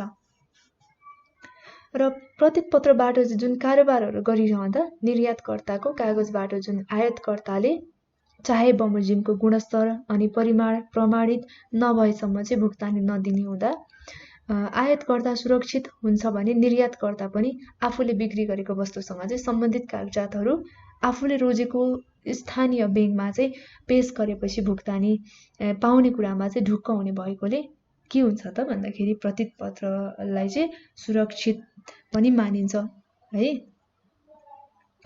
अब प्रतिपत्रको महत्त्व चाहिँ के हुन्छ भन्दाखेरि अब प्रतिपत्रले अन्तर्राष्ट्रिय बजारमा चाहिँ सहजीकरण गर्छ हैन। अनि त्यसै गरी भनेको चाहिँ अब बैंकहरूले नियमअनुसार मार्जिन जम्मा गर्न लगाएर चाहिँ प्रतिपत्रहरू जारी गर्दछन्। अब मार्जिन रकममा चाहिँ ब्याज भुक्तानी गर्नु नपर्ने भएकोले बैंकहरूलाई चाहिँ अब लगानी गर्न सित्तैमा रकम उपलब्ध हुन्छ। अर्को भनेको चाहिँ लेटर अफ क्रेडिटको ट्रान्जेक्सनबाट चाहिँ अब विदेशी मुद्राहरूको आयमा वृद्धि भएर उक्त विदेशी मुद्राहरू उचित मूल्यमा बिक्री गरी लाभ पनि प्राप्त गर्न सकिन्छ। र यो चाहिँ नन फन्डेड बिजनेस भएकोले गर्दा रकम लगानी नगरी बैंकको आम्दानी बढाउन सकिन्छ है, जुन चाहिँ हामीले लेटर अफ क्रेडिटको बारेमा छलफल गरिसकेका छौँ। अब यसपछि चाहिँ हामी पढ्छौँ बैंक ग्यारेन्टी यानि कि बैंक जमानतको सम्बन्धमा, जुन चाहिँ हामीले आजको यो भिडियोमा चाहिँ हेरिरहेका छौँ। विभिन्न बैंक तथा वित्तीय संस्थाहरूले प्रदान गर्ने सेवा अथवा सुविधाहरूको सम्बन्धमा यो पनि एउटा के हो, बैंक जमानत पनि एउटा बैंक तथा वित्तीय संस्थाहरूले चाहिँ प्रदान गर्ने बैंकिङ सेवाहरू अन्तर्गत पर्ने एउटा सेवा रहेको छ है। अब हामी बैंक जमानत भनेको के हो भन्ने सम्बन्धमा चर्चा गर्नेछौँ।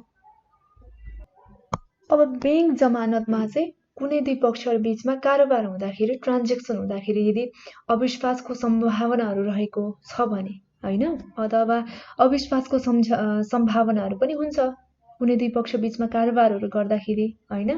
यसमा चाहिँ अब कुनै एउटा पक्षले अब सम्झौताको परिपालना नगर्दाखेरि अर्को पक्षलाई चाहिँ के हुन्छ, जोखिम सृजना हुन सक्छ। र यस्तो जोखिमलाई चाहिँ अब न्यूनीकरण गर्नका लागि चाहिँ बैंक जमानत कारोबारको प्रचलनले चाहिँ व्यापकता पाएको छ है। अब यहाँ हेरौँ पोइन्टमा, बैंक जमानत अब कुनै कानुनी व्यक्ति वा संस्थाको तर्फबाट बैंकले जारी गरेको एउटा प्रतिबद्धता हो है। यो प्रतिबद्धता कसैले आफ्नो जिम्मेवारी वा जवाफदेही पूरा नगरेको कारणबाट चाहिँ जमानत धनीलाई कुनै प्रकारको हानि नोक्सानी भएमा शोध भर्नका लागि चाहिँ गरिएको एउटा वचनबद्धता पनि हो। त्यसैले यसले चाहिँ व्यवसायी जगतमा तरल सतहको भूमिका निर्वाह गर्ने गर्छ। के को तरल सतहको भूमिका निर्वाह गर्ने गर्छ भने यसका साथसाथै अब विभिन्न पक्ष विपक्षको बीचमा चाहिँ आपसी विवाद एवं समझदारीहरू पनि विकसित गराएर चाहिँ कार्य सम्पादनमा सहयोग पनि पुर्याउने काम गर्छ यो बैंक जमानतले। अब जमानत बैंक अथवा वित्तीय संस्थाहरूले चाहिँ आफ्नो मन खुसीले जे जति पनि चाहिँ जारी गर्न सक्दैन। त्यसैले चाहिँ अब यसका लागि जुन देशको केन्द्रीय बैंकबाट चाहिँ विभिन्न प्रकारका सीमा अथवा जुन शर्तहरूको समेत व्यवस्था गरेको पाइन्छ। त्यस कारणले गर्दा चाहिँ अब केन्द्रीय बैंकको सीमा अथवा निर्देशनभित्र रहेर चाहिँ भविष्यमा आफ्ना लागि अप्ठ्यारो नपर्ने गरी है बैंक अथवा वित्तीय संस्थाहरूले चाहिँ कार्य गर्नुपर्छ। र साथमा चाहिँ अब देशमा भएका विद्यमान ऐन कानुन र नियमहरूलाई पनि ध्यानमा राखेर चाहिँ अघि बढ्न जरुरी हुन्छ। यो चाहिँ बैंक जमानत। अब यसरी हामीले बैंक जमानत भनेको चाहिँ कसरी बुझ्ने त भन्दाखेरि जुन ग्राहकले आफूले पूरा गर्नुपर्ने प्रतिबद्धताहरू पूरा नगरेमा चाहिँ बैंक जिम्मेवार हुने गरी जुन ग्राहकको तर्फबाट भुक्तानी गर्न मन्जुर गरेको प्रतिबद्धतालाई चाहिँ बैंक जमानत भनेर बुझ्नुपर्छ। अथवा जुन प्रतिबद्धतालाई चाहिँ हामी बैंक जमानत भनेर भन्छौँ है। यो चाहिँ बैंक जमानतको सम्बन्धमा भयो। अब यसपछि चाहिँ हामी अब हामी यो स्विफ्टको बारेमा अध्ययन गर्नेछौँ। यसको चाहिँ फुल फर्म के हो भन्दाखेरि यो प्री टेस्टमा अथवा ब्याङ्किङ एक्जामहरूमा चाहिँ प्रायः दोहोरिरहेको हुन्छ, सोधिरहेको हुन्छ, इम्पोर्टेन्ट पनि रहेको छ।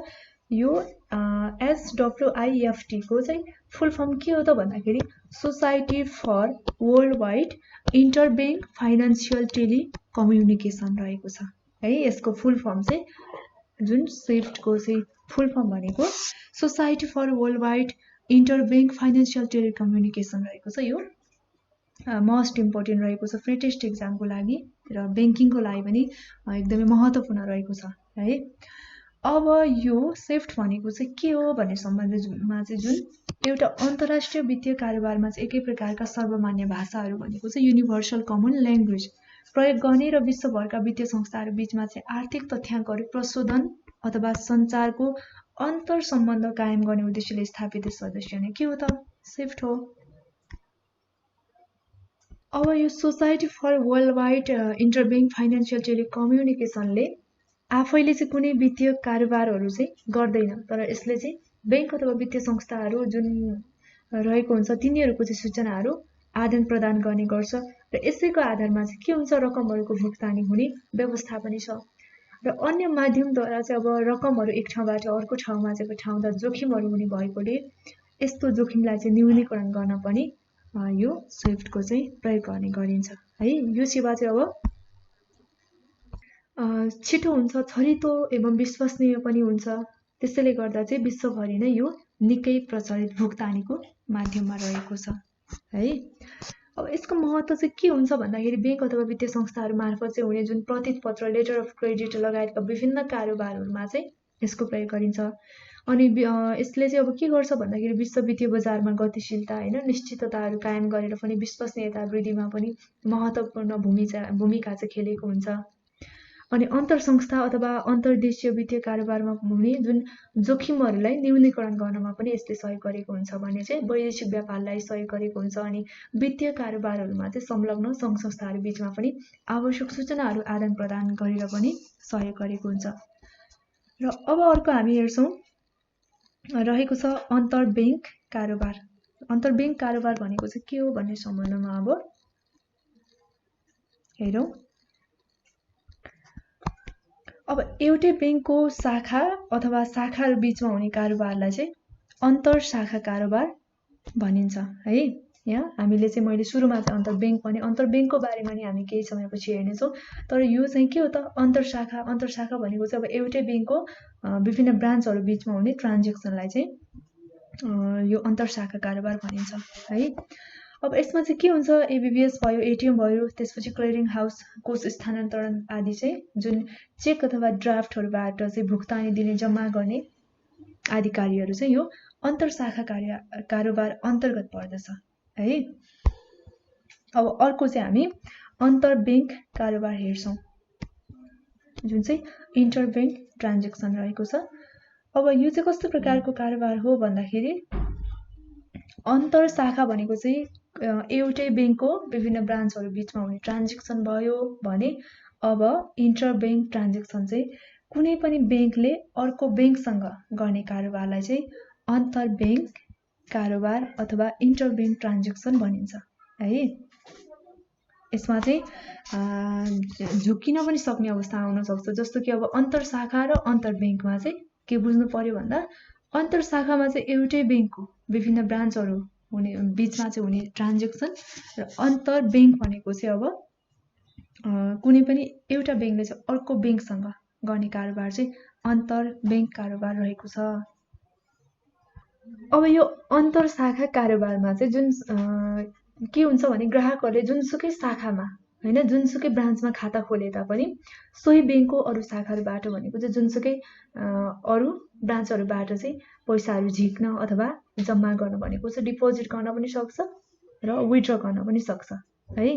र ब्याङ्क तथा वित्तीय संस्थाहरूमा चाहिँ अब कुनै ब्रान्चहरूले यदि निक्षेपहरू चाहिँ बढी सङ्कलन गर्ने गर्छ र कुनै शाखाहरूबाट चाहिँ कर्जाहरू लोनहरू चाहिँ प्रवाह गर्ने गर्छ भने चाहिँ एक शाखाको दायित्वहरू भुक्तानी गर्न अर्को शाखाबाट हुने भएकोले जुन अन्तर शाखा कारोबारको चाहिँ विकास भएको पनि पाइन्छ है।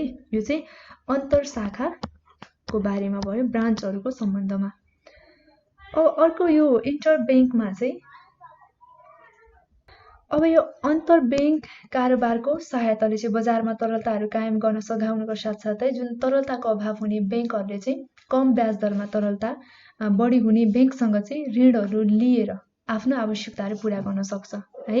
यसले अब सर्ट टर्ममा चाहिँ जुन ब्याङ्कहरूलाई लगानीको राम्रो अवसरहरू प्रदान गर्छ अनि साथसाथै चाहिँ जुन तरलताको अभावले गर्दा ब्याङ्कहरूलाई चाहिँ पर्ने जोखिमहरूबाट पनि बचाउन सक्छ है। यो चाहिँ इन्टर ब्याङ्क भनेको चाहिँ कस्तो भन्दाखेरि जस्तो नेपाल ब्याङ्क लिमिटेडले चाहिँ वाणिज्य ब्याङ्कसँग कारोबार गर्दछ भने त्यो चाहिँ के हो, इन्टर ब्याङ्क ट्रान्जेक्सन हो।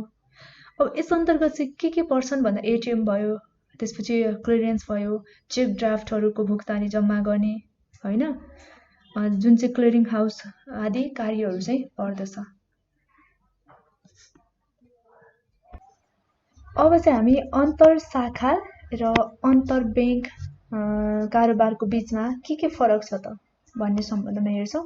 एउटा अन्तर ब्याङ्क भयो, अर्को भनेको चाहिँ अन्तर शाखा, इन्टर ब्रान्च एन्ड इन्टर ब्याङ्कको जुन ट्रान्जेक्सनहरूको बिचमा फरक के रहेको छ हेर्छौँ। अब सुरुमा चाहिँ हामी अन्तर शाखा कारोबार यो ब्रान्च रहेको छ, अर्को भनेको चाहिँ ब्याङ्क रहेको छ है, इन्टर ब्याङ्क। अब अन्तर शाखातर्फको चाहिँ हेरौँ, एउटै ब्याङ्कको विभिन्न शाखाहरू बिचमा हुने कारोबारलाई चाहिँ के भनिन्छ, अन्तर शाखा कारोबार भनिन्छ। भने अब कुनै दुई फरक ब्याङ्कहरू बिचमा यदि कारोबार हुन्छ भने त्यस्तो कारोबार चाहिँ के हो, अन्तर ब्याङ्क कारोबार हो। अर्को पोइन्टमा फरक के छ भने यसमा चाहिँ सेवा पाउने ग्राहकहरू एउटै आफ्नो ब्याङ्कको एउटै आफ्नो ब्याङ्कको चाहिँ हुन्छ। यसको चाहिँ जुन अन्तर शाखा कारोबारको भने यता अन्तर ब्याङ्क कारोबारको चाहिँ यस अन्तर्गत सेवा उपभोग गर्ने ग्राहकहरू अर्कै ब्याङ्कको हुन्छ है। अनि अर्को भनेको चाहिँ ब्याङ्कको एक शाखामा भएको तरलताको कमीलाई अर्को शाखाले पूरा गर्छ। यसमा चाहिँ अर्को शाखाले पूरा गर्छ भने अब यता अन्तर ब्याङ्कमा चाहिँ एक ब्याङ्कको अल्पकालीन तरलताको आवश्यकता अर्को ब्याङ्कले, शाखामा चाहिँ शाखाले अर्को शाखाले र ब्याङ्कमा चाहिँ अर्को ब्याङ्कले पूरा गर्छ। चौथोमा भनेको चाहिँ यस अन्तर्गत सेवा प्राप्त गर्न ग्राहकले शुल्क तिर्नु पर्दैन भनेको चाहिँ यहाँ ग्राहकले शुल्क तिर्नु पर्दैन अन्तर शाखामा। तर अन्तर ब्याङ्कमा चाहिँ के हुन्छ भन्दाखेरि सेवा उपभोग गर्नको लागि चाहिँ निश्चित एउटा शुल्क अमाउन्ट तिर्नुपर्ने हुन्छ है। 5 नम्बरमा भनेको आफ्ना ग्राहकहरूको सन्तुष्टिमा वृद्धि गर्न सकिन्छ। जुन चाहिँ आफ्ना ग्राहकहरूको सन्तुष्टिमा चाहिँ के गर्न सकिन्छ, वृद्धि गर्न सकिन्छ र ब्याङ्कको ग्राहकहरूको सन्तुष्टिमा वृद्धि गर्छ। यसले चाहिँ ब्याङ्कको ग्राहकहरूको सन्तुष्टिमा वृद्धि गर्छ अन्तर ब्याङ्कले। र हामीले अन्तर शाखा र अन्तर ब्याङ्कको कारोबारको बिचमा के फरक छ भन्ने सम्बन्धमा हेरिसकेका छौँ। अब यसपछि हामी एबिबिएस को बारेमा अब पढ्छौँ।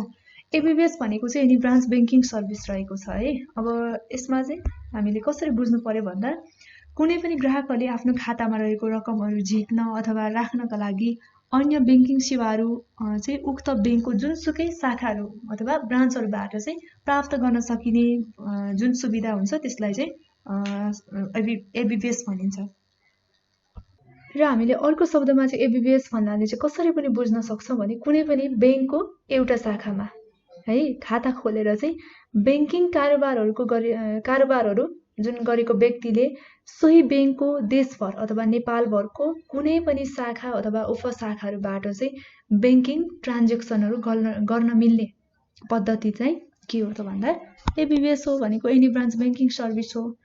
यस प्रणाली अन्तर्गत चाहिँ जुन खातावाला व्यक्तिले सम्बन्धित ब्याङ्कको जुनसुकै शाखामा गएर चाहिँ रकमहरू जम्मा गर्न अथवा झिक्न सक्ने व्यवस्था गरिएको हुन्छ है। र ब्याङ्कहरूले चाहिँ यो हालको दिनमा चाहिँ प्रयोग गर्ने अत्याधुनिक सूचना प्रविधिको विकासले गर्दा यस्तो सेवा सुविधाहरू प्रदान गर्न चाहिँ सम्भव भएको छ। र केन्द्रीकृत एउटा डाटा प्रणालीसँग चाहिँ ब्याङ्कको सम्पूर्ण शाखाहरू आबद्ध रहेको हुन्छ।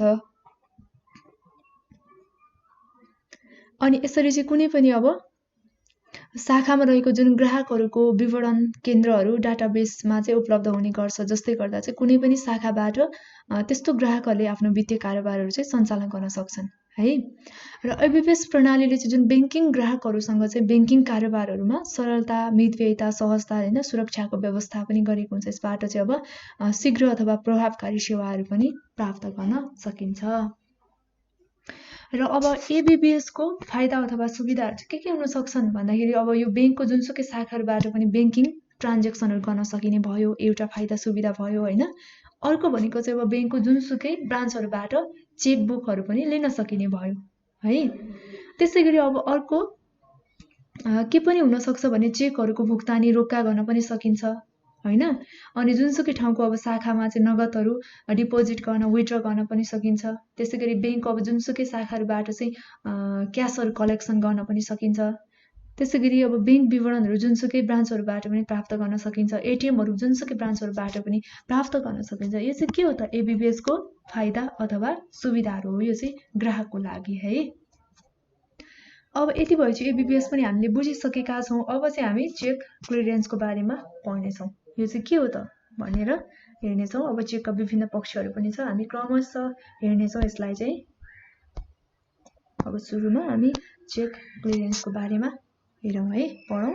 यो भनेको चाहिँ के हो भन्ने सम्बन्ध भयो। सामान्यतया अब निक्षेपकर्ताले चाहिँ स्वयं अथवा तोकेको व्यक्तिलाई चाहिँ निश्चित रकमहरू भुक्तानी दिनु भनेर जुन सम्बन्धित बैंकलाई दिएको आदेश पत्र चाहिँ के हो त चेक हो हैन। अब चेक चाहिँ एक लिखित के हो त पत्र पनि हो, जसमा चाहिँ के हुन्छ खातावालाको सिग्नेचर हुन्छ अनि रकम भुक्तान पाउनेलाई दिएको हैन। जो मान्छेले चाहिँ हामीले चेक दिँदैछौँ पाउनेको नाम थर रकम मितिहरू हैन, खाता नम्बर अनिवार्य रूपले चाहिँ उल्लेख गर्नुपर्छ। अब चेकमा प्राय जसो चाहिँ बैंकद्वारा छापिएको विशेष प्रकारको पाना हो यो चेक चाहिँ, जसमा चाहिँ अब चेकको नम्बर अथवा ग्राहकले दस्तखत गर्नुपर्ने स्थान, चेकको भुक्तानी पाउने व्यक्तिको नाम लेख्ने ठाउँ अथवा भुक्तानी दिनुपर्ने अमाउन्ट हैन अङ्कमा र अक्षरमा लेख्ने ठाउँ पनि राखिएको हुन्छ।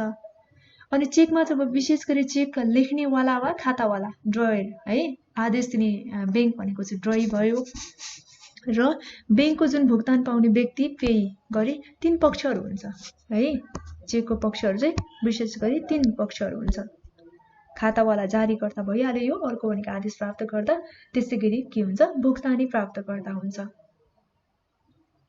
र नेपाल राष्ट्र बैंक 2058 को दफा 2 मा भनेको चाहिँ यो 2058 को दफा 2 कुन भन्दाखेरि एनआरबी एक्ट है।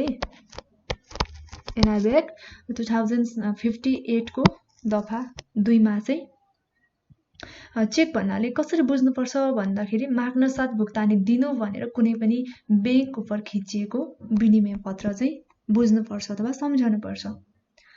अब खातावाला अथवा जारीकर्ता ड्रयर अर मेकर भनेको चाहिँ कस्तो हो भन्दाखेरि यदि बैंकलाई चेकमा उल्लेख गरिएको रकमहरू भुक्तानी गरिदिनु भनेर चाहिँ आदेश दिने व्यक्ति अथवा पक्ष चाहिँ के हो खातावाला, अर्थात् ड्रयर भनेको चाहिँ खाताको धनी हो हैन। जस्तै चाहिँ आफ्नो खाताबाट पैसा झिक्नको लागि के गर्छ चेक जारी गर्छ। अब अर्को भनेको चाहिँ आदेश प्राप्तकर्ता ड्रयर छ। अब जुन खातावालाले जुन पक्षको नाममा चाहिँ आदेशहरू जारी गर्छ त्यसलाई चाहिँ आदेश प्राप्तकर्ता भनिन्छ है। अब यस प्रकारका आदेश बैंकलाई दिन्छ, तसर्थ यो चाहिँ के हो त ड्रयर भनेको चाहिँ जुन खातावालाको खाता भएको बैंक हो है।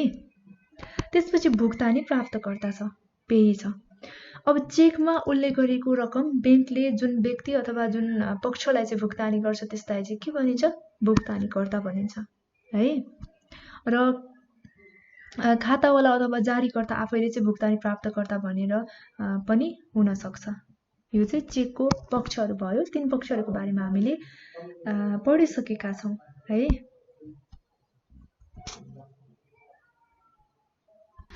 अब चेकको विशेषताहरू चाहिँ के हुन्छ भन्दाखेरि चेक चाहिँ खास गरी एउटा लिखित आदेश हो। यसमा चाहिँ खातावालाको जुन अकाउन्ट होल्डरको चाहिँ सिग्नेचर अनिवार्य हुन्छ हैन।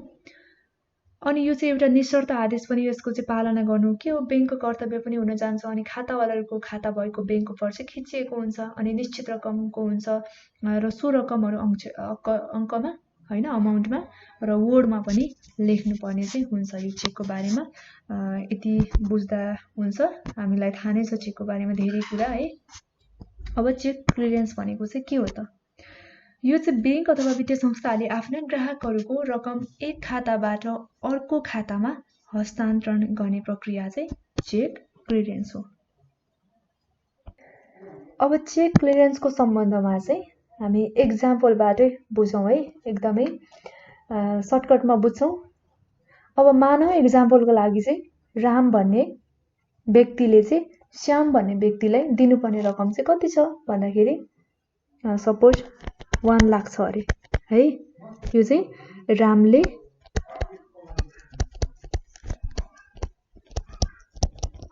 श्यामलाई दिनुपर्ने रकम है। रामले कसलाई?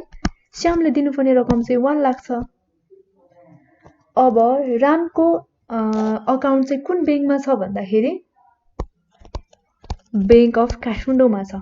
त्यसैले उसले अब रामले चाहिँ बैंक अफ काठमाडौँको 1 लाखको चेक काटेर श्यामलाई दिन्छ।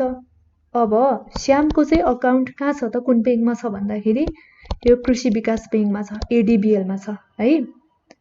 अब रामले बैंक अफ काठमाडौँको 1 लाखको चेक काटेर दियो, श्यामले के गर्यो? आफ्नो खाता भएको अथवा रहेको एडीबीएल यानि कि कृषि विकास बैंकमा लगेर त्यो 1 लाखको बैंक अफ काठमाडौँको चेक चाहिँ लगेर डिपोजिट गर्छ है।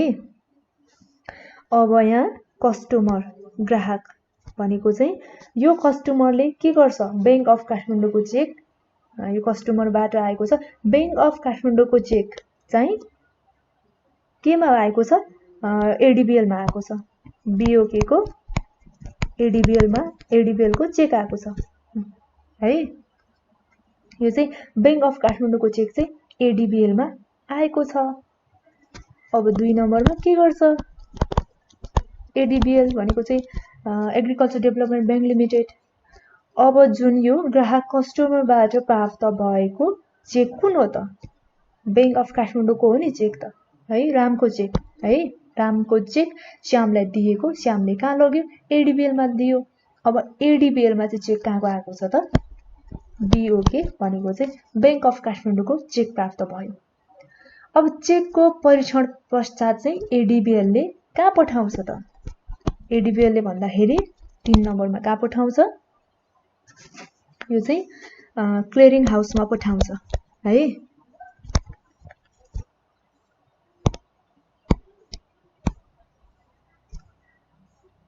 अब यो एडीबीएलबाट चाहिँ बीओके को चेक चाहिँ क्लियरिङ हाउसमा पठाउँछ है। यो चाहिँ कृषि विकास बैंकबाट चेक सम्बन्धी सूचनाहरू प्राप्त गर्यो क्लियरिङ हाउसमा। अब चेकको परीक्षण हुन्छ यहाँ हैन। त्यसपछि चाहिँ अब चेकको बारेमा के गर्छ त भन्दाखेरि बैंक अफ काठमाडौँलाई जानकारी गराउँछ क्लियरिङ हाउसले है।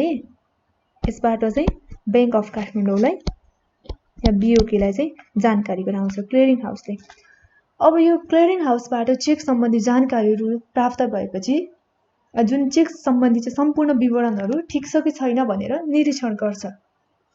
केले भन्दाखेरि बैंक अफ काठमाडौँ जुन क्लियरिङ हाउसबाट प्राप्त भएको जानकारीहरू है।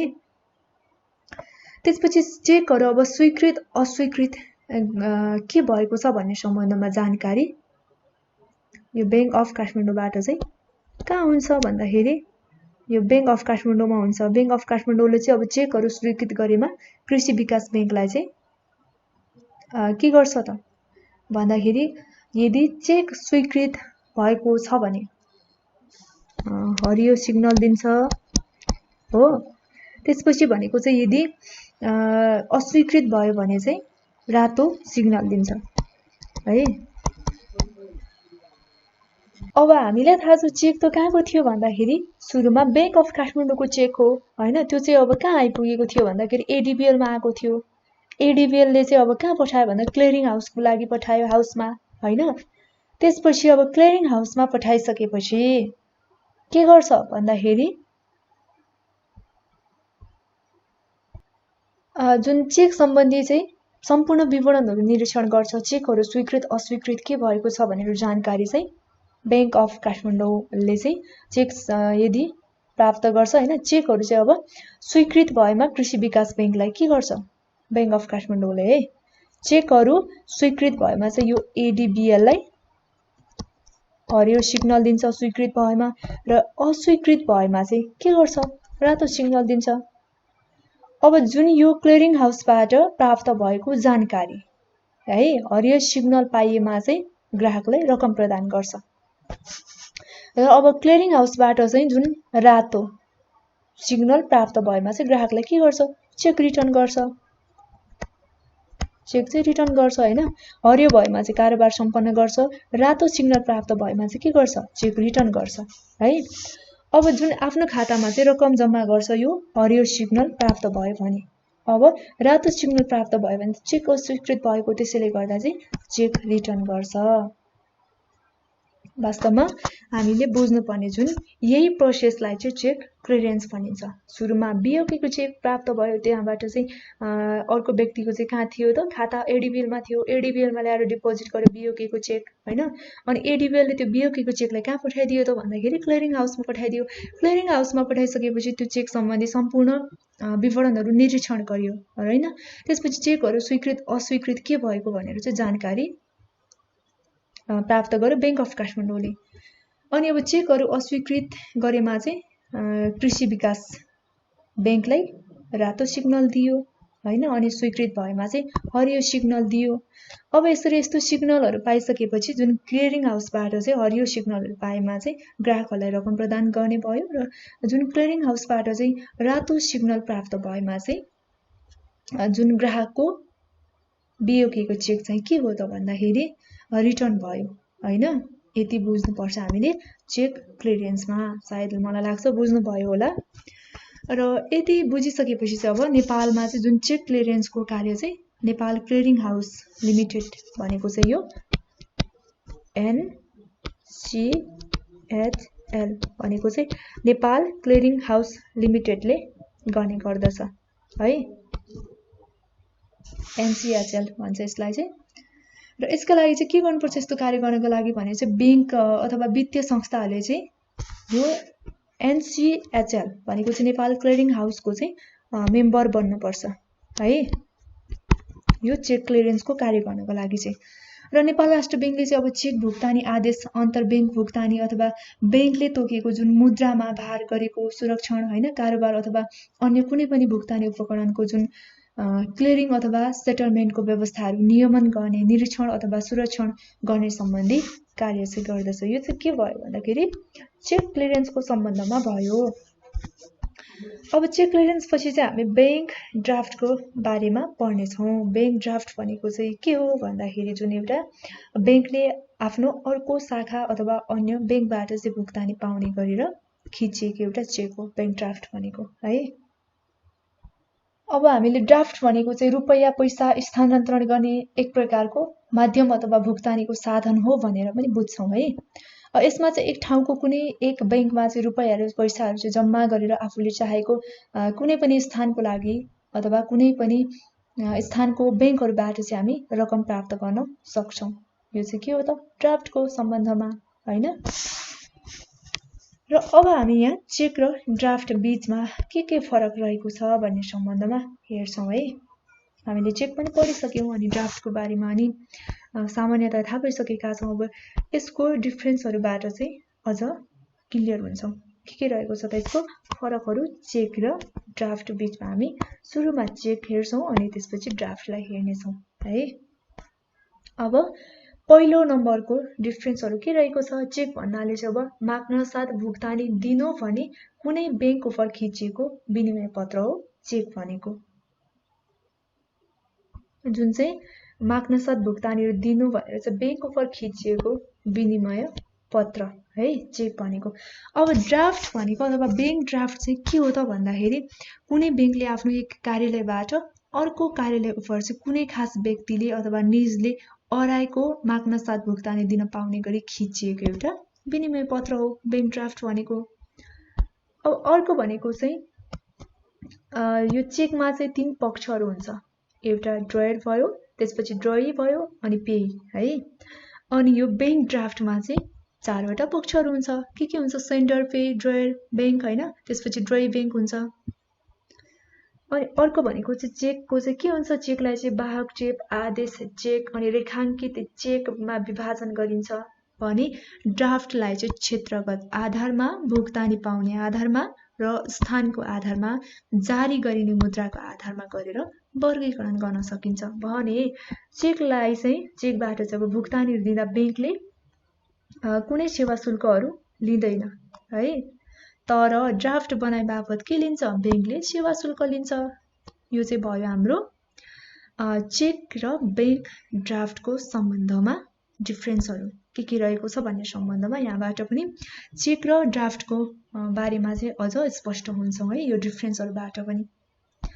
अब यो डिफ्रेन्सहरू हेरिसकेपछि अब हामी अर्को हेर्नेछौँ, विप्रेषण यानि कि रेमिटान्स भनेको चाहिँ के हो त? यस अन्तर्गत एउटा अन्तर्राष्ट्रिय रेमिटान्स हुन्छ, इन्टरनेसनल रेमिटान्स होइन, अर्को भनेको चाहिँ आन्तरिक स्वदेशी विप्रेषण रेमिटान्स हुन्छ।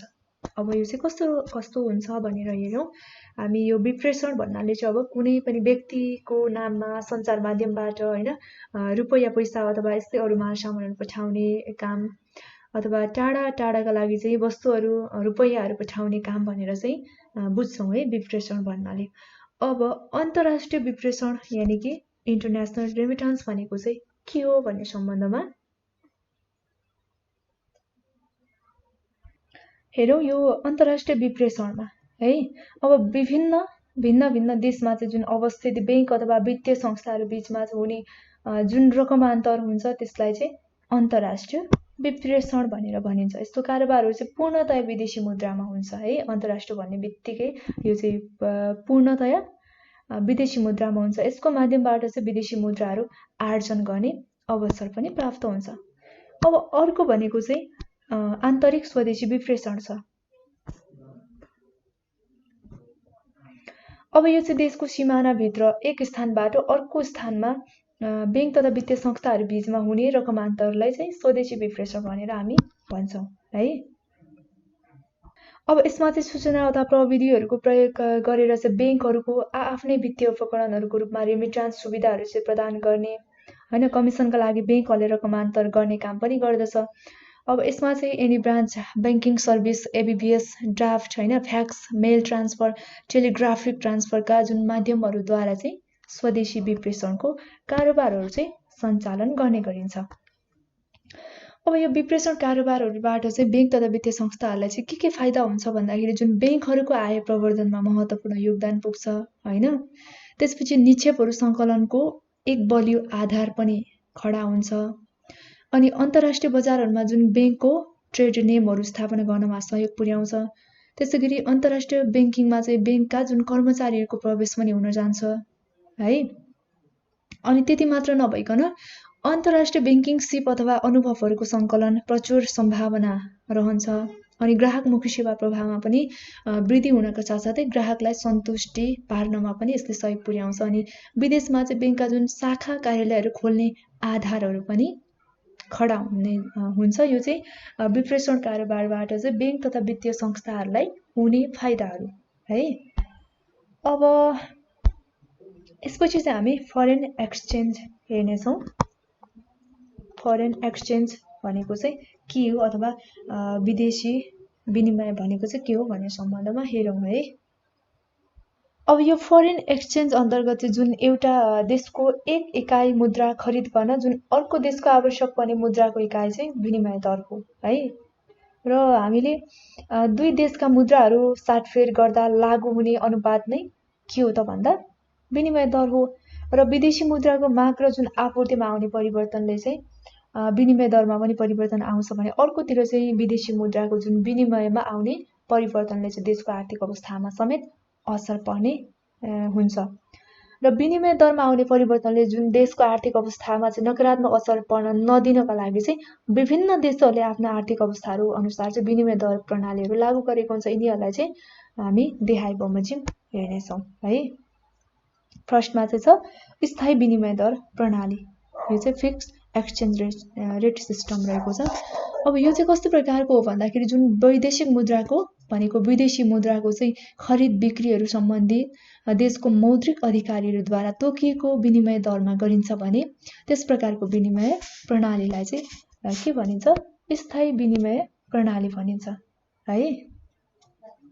त्यसैगरी यस प्रकारको प्रणालीमा चाहिँ कानुनद्वारा नै विनिमय दर निर्धारण गरिएको हुन्छ अथवा मौद्रिक अधिकारीहरूले चाहिँ विनिमय बजारमा चाहिँ हस्तक्षेप गरेर चाहिँ विनिमय दरलाई स्थिर राख्ने गरिन्छ हैन। अनि स्थायी विनिमय दर जुन प्रणालीले वस्तुको मूल्य स्थिर राख्न पनि मद्दत गर्छ अनि अन्तर्राष्ट्रिय पुँजी प्रवाहलाई चाहिँ पनि स्थायित्व प्रदान गर्न वैदेशिक लगानीहरूमा चाहिँ जोखिम र अनिश्चितताहरू कम गर्नको लागि पनि यसको यो भनेको चाहिँ स्थायी विनिमय दर प्रणालीको चाहिँ मुख्य भूमिका रहेको हुन्छ, सकारात्मक पक्ष हो। अब अर्को भनेको चाहिँ परिवर्तनशील विनिमय दर प्रणाली रहेको छ।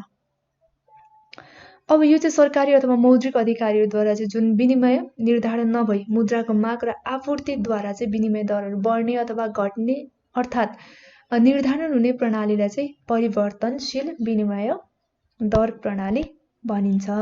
यस प्रणालीमा चाहिँ के हुन्छ भने कुनै पनि मुद्राको मागभन्दा आपूर्तिहरू धेरै भएमा अन्य मुद्रासँगको विनिमय दर चाहिँ जुन बढ्छ भने आपूर्तिहरू कम भएमा अन्य मुद्रासँगको विनिमय दर चाहिँ घट्ने हुन्छ। कुनमा? परिवर्तनशील विनिमय दर प्रणालीमा। र परिवर्तनशील विनिमय दर अन्तर्गत चाहिँ मौद्रिक नीति स्वतन्त्र होइन प्रभावकारी हुन्छ भने चाहिँ विनिमय दरमा हुने जुन नियमित परिवर्तनले गर्दा पुँजी गतिशीलताबाट पनि उत्पन्न हुन सक्ने स्थिर विनिमय दरका समस्याहरूलाई बचाउनको साथसाथै बाह्य सन्तुलन कायम गर्नका लागि पनि सहयोग पुग्छ। अनि यस प्रकारको विनिमय प्रणाली अन्तर्गत चाहिँ प्रशस्त मात्रामा वैदेशिक मुद्राहरूको सञ्चित राख्नुपर्ने पनि आवश्यक हुँदैन। अब अर्को भनेको चाहिँ आबद्ध विनिमय दर प्रणाली रहेको छ।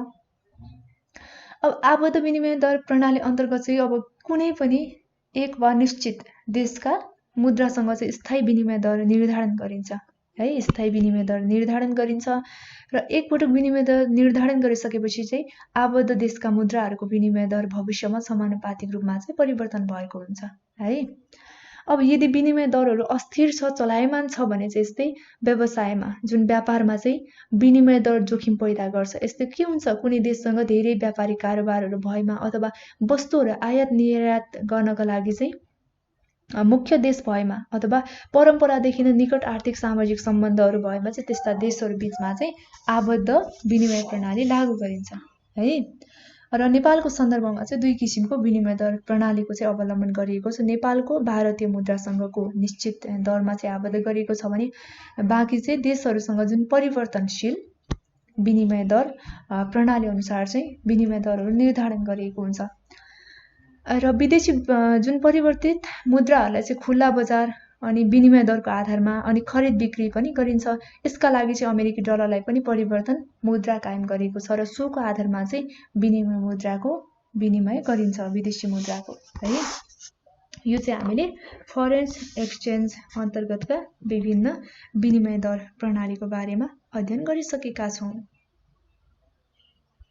ओके, हामीले आजको यो भिडियोमा चाहिँ च्याप्टर नम्बर 4 मा हाम्रो टाइटल भनेको चाहिँ बैंक तथा वित्तीय संस्थाले प्रदान गर्ने बैंकिङ सेवाहरूको बारेमा अध्ययन गरिसकेका छौँ है। त्यसमा चाहिँ हामीले बैंकिङ सर्भिसहरू चाहिँ के छन् भन्दाखेरि डिपोजिट पनि हेऱ्यौँ, लेटर अफ क्रेडिट होइन, अनि बैंक ग्यारेन्टीहरू भयो, सेफ्टहरू भयो, अनि एबिबिएस भयो, check clearance, remittance, foreign exchange लगायत धेरै हामीले विषयवस्तुमा चाहिँ छलफल गरेका छौँ आजको यो भिडियोमा। अब हामी आजको यो भिडियो सकेपछि चाहिँ विषयवस्तुमा त छलफल गरिसकेका छौँ। अब हामीले छलफल गरेको विषयवस्तुबाट चाहिँ एक्जामको हिसाबले कस्तो कस्तो प्रश्नहरू सोध्न सक्छन् भन्ने सम्बन्धमा पनि अन्त्यमा छलफल गर्छौँ है। मैले यसमा चाहिँ प्रश्न चाहिँ लेखिनँ, म तपाईँलाई चाहिँ बताउने छु, तपाईँले प्र्याक्टिस गर्न सक्नुहुन्छ। यो च्याप्टरबाट पास्ट क्वेसनहरू के छ मोडल क्वेसनहरू भन्दाखेरि एउटा एनबिएल 6th लेभलको 2066 सालमा सोधेको भनेको चाहिँ define lending, discuss the lending process of commercial bank भनेर सोधेको छ एउटा प्रश्न है। अनि अर्को एडिबिएल लेभल 7th 2067 मा पनि सोधेको एउटा प्रश्न छ। यसमा चाहिँ credit process is the process of granting credit to borrowers, explain भनेर पनि सोधेको छ। यो चाहिँ एडिबिएलको रहेको छ है। अर्को भनेको define deposit, explain the time of deposit भनेर एडिबिएल लेभल 4th मा चाहिँ 2064 मा एउटा प्रश्न सोधेको छ। अनि अरू भनेको चाहिँ हर साल चाहिँ सोधेको चाहिँ छैन, तर हामीले चाहिँ केमा प्र्याक्टिस गर्न सक्छौँ भन्दाखेरि अब वाणिज्य ब्याङ्कहरूले निक्षेप सङ्कलन अथवा कर्जा प्रवाहमा चाहिँ सामना गर्नु परिरहेका चुनौतीहरू उल्लेख गर्नुहोस् भनेर प्रश्न बनाएर पनि हामीले प्र्याक्टिस गर्न सक्छौँ होइन। अनि ब्याङ्कमा खाता खोल्ने विधि उल्लेख गर्दै खाता खोल्दा अथवा सञ्चालन गर्दा ध्यान दिनुपर्ने कुराहरूको बारेमा नि हामीले प्र्याक्टिस गर्न सक्छौँ। अनि बैंक तथा वित्तीय संस्थाहरूले चाहिँ प्रवाह गर्ने कर्जाको बारेमा उल्लेख गर्न सक्छौँ। त्यसपछि प्रतित पत्रको परिचय दिँदै चाहिँ प्रतित पत्र अथवा बैंक जमानत बीचमा भएको भिन्नताहरू पनि उल्लेख गर्न सक्छौँ। त्यसैगरी निक्षेप भन्नाले के बुझ्नुहुन्छ डिपोजिट भन्नाले हैन, अनि बचत खाता अथवा मुद्दती खाता बीचमा चाहिँ के फरक रहेको छ। त्यसैगरी हामीले चाहिँ चेक क्लियरेन्स अनि विनिमय दर हैन, त्यसपछि स्विफ्ट अनि त्यसपछि रेमिटान्स चेक ड्राफ्ट आदिको बारेमा पनि पढिसकेका छौँ। यसको बारेमा चाहिँ टिप्पणी लेख्नुहोस् भनेर पनि आउन सक्ने सम्भावना त हुन्छ, तर अहिलेसम्म सोधेको चाहिँ छैन है। त्यसैले हामीले चाहिँ डिटेलमा अब प्रश्नहरू बनाएर चाहिँ प्र्याक्टिस गर्न सक्छौँ, नोटहरू बनाउन सक्छौँ है। आजको भिडियो यति नै, जुन चाहिँ हाम्रो बैंक तथा वित्तीय संस्थाले प्रदान गर्ने विभिन्न ब्याङ्किङ सेवाहरूसँग सम्बन्धित रहेको थियो। र अर्को भिडियोमा अर्को टपिकको साथमा उपस्थित हुनेछु। तपाईँ सम्पूर्णलाई धेरै धेरै धन्यवाद। हवस् त, नमस्ते।